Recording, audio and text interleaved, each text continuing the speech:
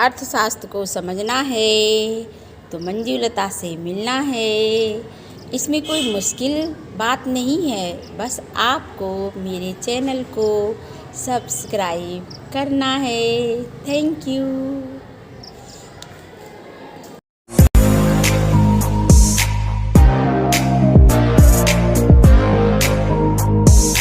नमस्कार दोस्तों, economics with Manjulata में आपका स्वागत है।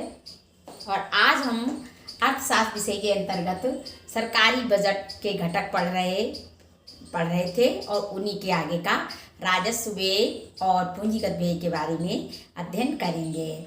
इससे पहले वीडियो में हमने बजट के बारे में पढ़ा, बजट का क्या अर्थ होता है इसके बारे में हमने बताया था।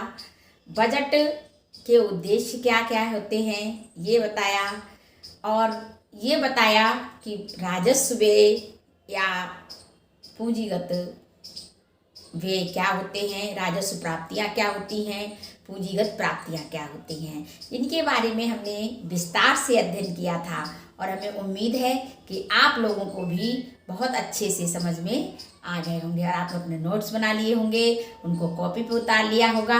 आज मैं दोबारा से आपको रिमाइंड करा देती हूँ कि क्या आप लोगों ने बजट के अंतर्गत पढ़ा था।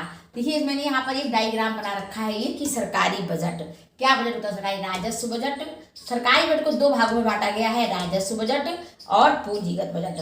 अब राज्य और राजस्व व्यय, इसके बारे में हमने राजस्व प्राप्ति के बारे में हमने बहुत अच्छी तरीके से अध्ययन कर लिया था। और पूंजीगत बजट में भी पूंजीगत प्राप्ति और पूंजीगत व्यय होते हैं। तो मैंने इसमें राजस्व प्राप्तियों के अंतर्गत मैंने बताया था कि क्या होता है इसमें, यानी एक बजट जो बजट प्राप्तियां होती हैं वो एक वित्तीय वर्ष में सरकार को जो भी सभी मौद्रिक साधनों से प्राप्त आय होती है वो राजस्व प्राप्ति कहलाती है। और इसमें दो विशेषताएं होती हैं। वे प्राप्तियां जिसमें सरकार की कोई देयता नहीं होती है। दूसरी चीज सरकार की वे प्राप्तियां जिसमें सरकार की परिसंपत्ति में कोई भी कमी नहीं होती राजस्व प्राप्तियों के अंतर्गत। यानी इसको राजस्व प्राप्तियों को भी दो भागों में बांटा गया है, कर राजस्व और गैर कर राजस्व। दिख रहा है ना आप लोगों को? थोड़ा सा मैं और पास कर दे रही हूँ जिससे अच्छी तरीके से दिख जाए और आप इसे अपनी कॉपी पे उतार लें अच्छी तरीके से। बहुत अच्छी तरीके से इसको उतार लें अपनी कॉपी पे। इस डायग्राम के द्वारा आप लोग अच्छी तरीके से समझ जाएंगे कि क्या है ये। और राजस्व व्यय को भी दो भागों में बांटा गया है, योजनागत राजस्व व्यय और गैर योजनागत राजस्व व्यय। फिर पूंजीगत बजट पर हम आ जाते हैं। पूंजीगत बजट को भी दो भागों में बांटा गया है, पूंजीगत प्राप्ति और पूंजीगत व्यय। और पूंजीगत व्यय को भी दो भागों में बांटा गया है, योजनागत पूंजीगत व्यय और गैर योजनागत पूंजीगत व्यय। अब पूंजीगत प्राप्तियां जो भी होती हैं इनमें भी वही दो विशेषताएं होती हैं जो इसके जस्ट अपोजिट होती हैं, राजस्व प्राप्ति के जस्ट अपोजिट होती हैं। यानी इसमें क्या होता है पूंजीगत प्राप्तियों में, इसमें सरकार को देयता होती है और जैसे कि ऋण, और वे प्राप्तियां होती हैं जिसमें सरकार की लाभ यानी एसेट में कमी होती है। तो ये हमने आपको ये चीज़ें पूंजीगत प्राप्ति और राजस्व प्राप्ति को बहुत अच्छे से समझा दिया था और हमें उम्मीद है कि आप लोग पूरी तरीके से समझ गए होंगे। आज हम क्या पढ़ेंगे? आज हम पढ़ेंगे पूंजीगत राजस्व व्यय और पूंजीगत व्यय के बारे में। तो हम पढ़ लेते हैं राजस्व व्यय, पूंजीगत व्यय।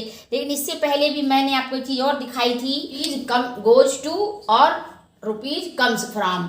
कहाँ से आता है रुपीज और कहाँ पर जाता है। देखिए कहाँ से आता है, यानी 36 रुपये, ये रुपया बना हुआ है। रुपये में 36 पैसे आते हैं उधार से और अदर लाइबिलिटीज से। और दूसरी चीज है 13% यानी 13 पैसे आते हैं किसके लिए, कारपोरेशन टैक्स से आते हैं। 14 पैसे आते हैं इनकम टैक्स से और 3 पैसे आते हैं कस्टम से। 8 पैसे आते हैं यूनियन एक्साइज ड्यूटी से और 15 पैसे आते हैं गुड्स एंड सर्विस टैक्स से और 6 पैसे आते हैं नॉन टैक्स रेवेन्यू से और 5 पैसे आते हैं नॉन डेट कैपिटल रिसीव से। तो ये कहाँ से आता है ये मैंने आपको समझाया। और ये कहाँ को जाता है इसमें मैंने आपको बताया। सबसे ज़्यादा इसमें पैसा जा रहा है 20 पैसे कहाँ जा रहे हैं, ये इंटरेस्ट पेमेंट पे जा रहे हैं। जो सरकार ने 36 पैसा उधार लिया है, 36 ये उधार लेता है, उसमें से 20 पैसे उन्हीं को दे देता है उनका ब्याज चुकाने में, यानी ब्याज अदायगियों में चला जाता है 20 पैसा। तो ये और इसका जो अंतर होता है, ये अब इस समय काफ़ी अंतर है। जो 2021-22 का बजट दिखा रहे हैं ये, लेकिन इसमें हमेशा परिवर्तन होता रहता है दोनों में, क्योंकि अभी 14 में ये 19 था, लिया जा रहा था और दिया जा रहा था 18। 2014 की बात हम करें तो आप उसको उठाकर देख लीजिएगा, जो उसके डेटाज हैं। तो ये चीज़ें इसमें अंतर है, लेकिन अब हमारा अंतर काफ़ी हो गया है। लेकिन जिस दिन ये बराबर हो जाएंगे दोनों, उस दिन भारत के लिए बहुत संकट का समय होगा, बहुत संकट का काल होगा। इसलिए इसको बचने के लिए भी बहुत सारे काम किए जाते हैं। तो इसका सबसे ज़्यादा पैसा कहाँ जा रहा है? 20 पैसे जा रहे हैं, रुपए में से 20 पैसे जा रहे हैं इसकी ब्याज की अदायगी के लिए। और उसके बाद सबसे ज़्यादा पैसा कहाँ जा रहा है? 16 पैसे। 16 पैसे जा रहे हैं कहाँ? State share taxes and duties, यानी जो राज्य होते हैं, जो राज्य के टैक्स होते हैं, राज्य को जो टैक्स में से जो दिया जाता है वो हिस्सा है रुपए में 16 पैसे के बराबर। तो ये आप लोगों को बिल्कुल समझ में आ गया होगा इस तरीके से रुपया कहाँ जाता है और कहाँ से आता है। ये मैंने आपको समझाने की पिछले वीडियो में भी कोशिश की थी और इसमें भी मैंने कोशिश की है पूरी, और आपको समझाया भी, और उम्मीद है आप लोग अच्छी तरीके से इसको समझ गए होंगे। और बजट क्या है इसका भी आपने इस डायग्राम के द्वारा पूरी तरीके से उतार लिया होगा और पूरी तरीके से सीख लिया होगा। अब हम सीख लेते हैं बजट राजस्व व्यय क्या होता है और पूंजीगत व्यय क्या होता है। इसके पहले वीडियो में हमने पूंजीगत प्राप्तियां और राजस्व प्राप्तियों के बारे में बहुत विस्तार से अध्ययन किया था। तो आइए आप जाइए मेरे पुराने वीडियोज को देखिए, जाके अच्छे से उनको रिमाइंड कीजिए, दोबारा देखिए, तो आपको अच्छे से समझ में आ जाएंगे। अब हम लोग क्या जान लेते हैं? राजस्व व्यय और पूंजीगत व्यय।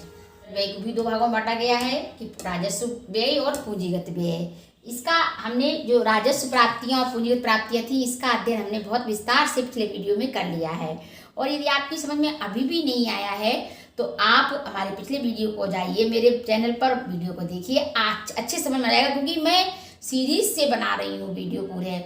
जैसे कि क्या व्यष्टि अर्थशास्त्र में क्या टॉपिक था, समष्टि अर्थशास्त्र के क्या टॉपिक थे, आपको वो क्रम से मिलेंगे और आप बहुत अच्छे से उनको समझ लेंगे। तो आइए हम इसको देख लेते हैं, राजस्व व्यय और पूंजीगत व्यय। राजस्व व्यय को दो भागों में बांटा गया है। पहला है योजनागत राजस्व व्यय और दूसरा है गैर योजनागत राजस्व व्यय। पूंजीगत व्यय को भी दो भागों में बांटा गया है, योजनागत व्यय और पूंजीगत व्यय और गैर योजनागत पूंजीगत व्यय। तो इसमें वो होता है जो सरकार का एक वित्तीय वर्ष के भीतर, वित्तीय वर्ष का भी क्या होता है, 1 अप्रैल से 31 मार्च तक वित्तीय वर्ष होता है। ये मैं पिछले वीडियो में बता भी चुकी हूँ और आप लोगों को मालूम भी होगा कि वित्तीय वर्ष किसको कहते हैं। तो वित्तीय वर्ष का मतलब होता है कि बजट व्यय से आशय है कि सरकार के एक वित्तीय वर्ष में जो अनुमानित व्यय होता है उसके किए जाने वाले अनुमानित व्यय से है। यानी एक वित्तीय वर्ष में सरकार द्वारा किए जाने वाले अनुमानित व्यय को बजट व्यय कहते हैं। और इसे दो भागों में बांटा गया है, जैसा कि मैंने यहाँ लिख भी रखा है, राजस्व व्यय और पूंजीगत व्यय। तो आप लोगों को अच्छे से समझ में आ रहा होगा ये। और अब हम देख लेते हैं कि योजना राजस्व व्यय की विशेषताएं क्या होती हैं। देखिए, राजस्व व्यय में जैसे कि राजस्व प्राप्तियों की दो विशेषताएं थी, यानी वे प्राप्तियां जिनमें सरकार की कोई देयता नहीं होती है और वे प्राप्तियां जिनसे सरकार की कोई संपत्ति कम नहीं होती है, परिसंपत्ति कोई कम नहीं होती है। लेकिन इसमें क्या है, राजस्व की विशेषता है, राजस्व व्यय सरकार की देयताओं को कम नहीं करते। यानी देयताओं को कम नहीं करते कि जैसे जो भी उनकी देयता है, जैसे ऋण लिया है उन्होंने और उन्हें कर्ज देना ही, मतलब ब्याज देना ही देना है। जो उन्हें कर्ज लिया है, ऋण लिया है, सरकार ने विदेशों से लिया है या अपने रिजर्व बैंक से लिया है, तो वो उनके देयताओं को कम नहीं करते हैं। राजस्व व्यय, जैसे इन्होंने राजस्व व्यय कर दिया तो सरकार की देयताएं कम हो गई, तो ये देयताओं को कम नहीं करते हैं। दूसरा है इनका राजस्व व्यय, सरकार के लिए परिसंपत्ति यानी एसेट का निर्माण नहीं करते। ये एसेट का निर्माण नहीं करते हैं। कैसे? जैसे कि जैसे मान लीजिए कोई भी इन्होंने व्यय किया, लेकिन उस व्यय से सरकार की किसी भी संपत्ति का निर्माण नहीं हो रहा है, ये कहलाते हैं राजस्व व्यय। जिनमें ये दो विशेषताएं पाई जाती हैं, दो में से एक विशेषता पाई जाती है, तो वो राजस्व व्यय के अंतर्गत आते हैं। तो अब हम राजस्व व्यय में दो प्रकार हैं, यानी योजनागत राजस्व व्यय और गैर योजनागत राजस्व व्यय। तो हम योजनागत राजस्व व्यय को देख लेते हैं कि योजनागत राजस्व व्यय का आकलन यानी एस्टीमेट, योजनागत राजस्व व्यय का आकलन या एस्टीमेट विभिन्न मंत्रालयों और योजना आयोग द्वारा मिलकर बनाया जाता है। अब किन किन पर व्यय होता है, वे कौन कौन सी मदें हैं, जैसे राज्यों को दी जाने वाली सहायता, केंद्रीय सहायता आदि, ये योजनागत राजस्व व्यय के अंतर्गत आती हैं। अब हम गैर योजनागत व्यय को देख लेते हैं। ये गैर योजनागत राजस्व व्यय क्या क्या है, इसके अंतर्गत शामिल होने वाली मदें इस निम्न प्रकार हैं। रक्षा व्यय, ब्याज अदायगियाँ, राज्य एवं संघ शासित क्षेत्रों को अनुदान, आर्थिक सहायता, वेतन का भुगतान भी गैर योजनागत राजस्व व्यय में आता है। शिक्षा एवं स्वास्थ्य सेवाएं भी गैर योजनागत राजस्व व्यय में आती हैं। परिवार कल्याण, प्राकृतिक आपदाएं। अब देखिए, जैसे कि मान लीजिए रक्षा व्यय है, मान लीजिए किसी से अचानक युद्ध हो जाता है, तो ये पहले से तो पता नहीं होता है किसी से युद्ध होने वाला है, तो जो इस पे व्यय होगा वो गैर योजनागत व्यय होगा। इसी तरीके से प्राकृतिक आपदाएं, मान लीजिए बाढ़ आ गई, सूखा पड़ गया या कोई महामारी फैल गई, तो ये सब कैसी होती हैं, आपदाएं, प्राकृतिक आपदाएं होती हैं, और इन पर व्यय होने वाला जो होता है व्यय, वो गैर योजनागत व्यय होता है। तो ये चीज़ गैर योजनागत राजस्व व्यय में होता है, क्योंकि इनमें देखिए जो भी व्यय होगा, जो भी सरकार व्यय करेगी, इनसे ना तो इनकी कोई लायबिलिटी कम हो पाएगी और ना ही कोई परिसंपत्ति का निर्माण होने वाला है। तो ये दो विशेषताएं आप याद रखिएगा जरूर कि ना तो जो राजस्व व्यय वो व्यय होते हैं जिनसे कोई देयता में कमी नहीं होती है यानी लायबिलिटी में, और ना ही कोई एसेट इनका निर्माण होता है। और हम आपको ये भी बता चुके थे कि एसेट को हम बेटे की तरह समझ लेते हैं और लायबिलिटी बेटी की तरह होती है जो देनी होती है दूसरों को, और बेटा जो होता है एक संपत्ति के समान होता है जो अपने समान पास ही रहता है। इसको मैंने बहुत साधारण तरीके से आपको समझाया है और आप इसको अपनी कॉपी पे ज़रूर उतार लीजिएगा, अपने नोट्स ज़रूर तैयार रखिएगा। और मैं जब ये बजट पूरा आपको समझा दूंगी, बजट का जो पूरा चैप्टर है उसको मैं 1 बाय 1 एक एक टॉपिक करके समझा दूंगी। जैसे राजकोषीय नीति क्या है, बजट क्या है, घाटे का बजट क्या है, या राजस्व प्राप्तियों में और पूंजीगत प्राप्तियों में क्या अंतर है। इस तरीके के कई एक टॉपिक हैं जिनके बारे में मैं विस्तार से आपको बताने वाली हूँ आगे, और मैं अच्छे से बताऊंगी भी, और जिससे आप लोगों की बहुत ही आसानी से आप लोगों की समझ में आ जाए और आप लोग बिल्कुल भी परेशान ना हो। तो ये आप गैर योजनागत राजस्व व्यय को उतार लीजिए। इसके बाद में हम आपको बता देते हैं पूंजीगत व्यय क्या है, देख लेते हैं। पूंजीगत व्यय भी 2 प्रकार का होता है, एक योजनागत पूंजीगत व्यय और एक होता है गैर योजनागत पूंजीगत व्यय।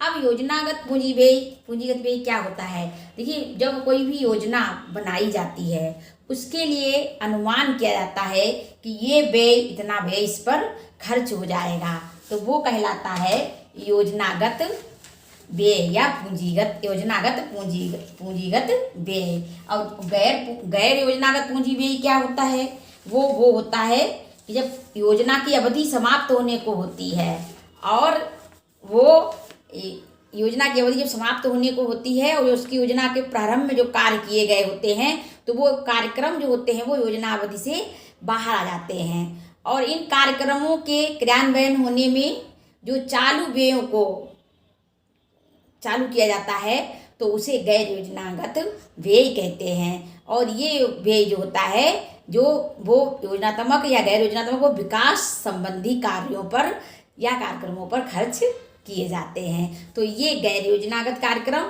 और योजनागत कार्यक्रम होते हैं तो ये 2 प्रकार के मद होते हैं, यानी योजनागत पूंजीगत व्यय और गैर योजनागत पूंजीगत व्यय। तो इसको हम देख लेते हैं। इसके पूंजीगत व्यय की भी 2 विशेषताएं होती हैं। पूंजीगत व्यय जो क्या होते हैं, वो सरकार की देयता को कम करते हैं, यानी वो जो सरकार की जो लायबिलिटी होती है उसको कम करते हैं। और जैसे कि मान लीजिए